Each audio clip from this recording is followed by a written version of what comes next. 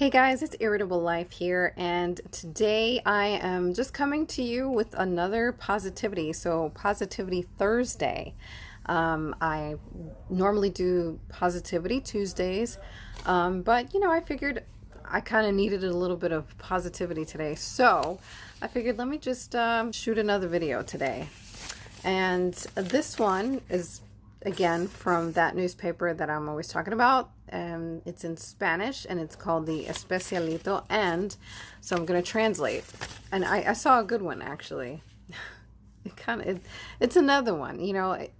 It all fits. There's always something. There's 7 each day. They have 7 motivations. So it's basically for the week. But it's really good because once you go through them, you're always going to find one that fits, your situation at that moment. You can, put this away, then, come back to it, maybe a month later, and then there's something else that you can identify with. So for this one, it says, all right, so los problemas son temporales. Piensa en soluciones o ten calma. So basically, problems are temporary. Think about solutions or just try to be a little bit calm, with the problems that you're having. Being calm is good advice because, if you're calm, you're able to focus, you're able to think a little bit more clearly. So that's definitely good advice because, I don't do that a lot. I panic or get worried and, worrying is never going to change the outcome. So, and the rest of it is, no hay mal que dure 100 años. So there's no bad thing that's going to last 100 years. Obviously, we'll probably be gone by then, but, it's true. Your problems aren't going to last that long, especially if you're able to think clearly, able to focus, able to find a solution to your problem.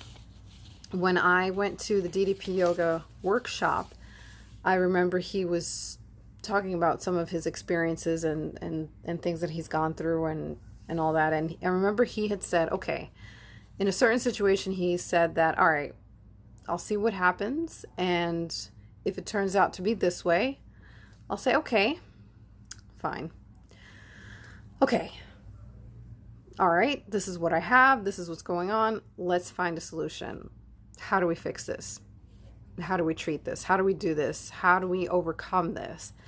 So, it's not only him, it's other people that have said things in regards to how to overcome obstacles, how to deal with stress and stuff like that. And sometimes you need a reminder. Sometimes you need motivations, quotes, anything to remind you that, it's okay. Other people do go through obstacles and they go through their problems and their things and they're able to get through it with a clear head, and with a little bit of focus, they're able to say, all right, this is what I got going on.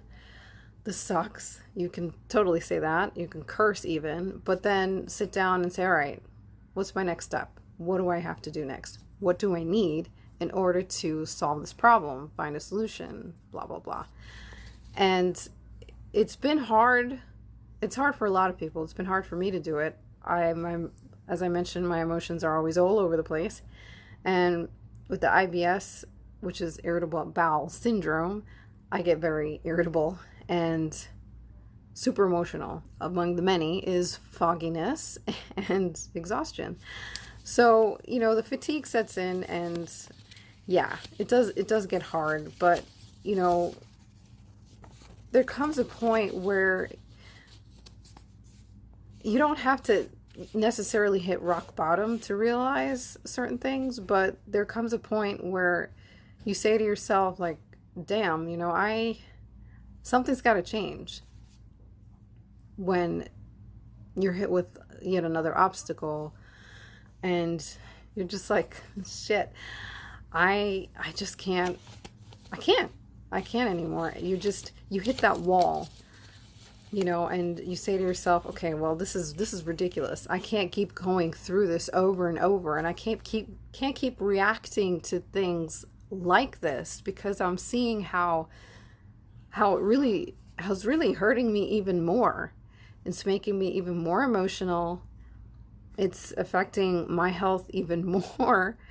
It's giving me more problems than I already have. So something's got to change. I can't do this anymore.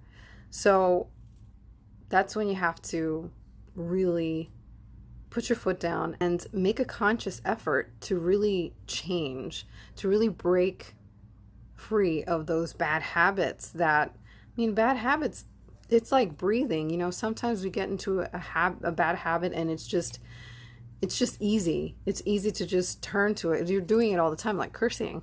You gotta curb the cursing sometimes. I tend to have a potty mouth sometimes, and there are certain situations, especially if I'm around kids or whatever, you gotta make sure you curb that. I don't want to expose kids to that kind of language, and it's not that bad. It's not as bad as it used to be.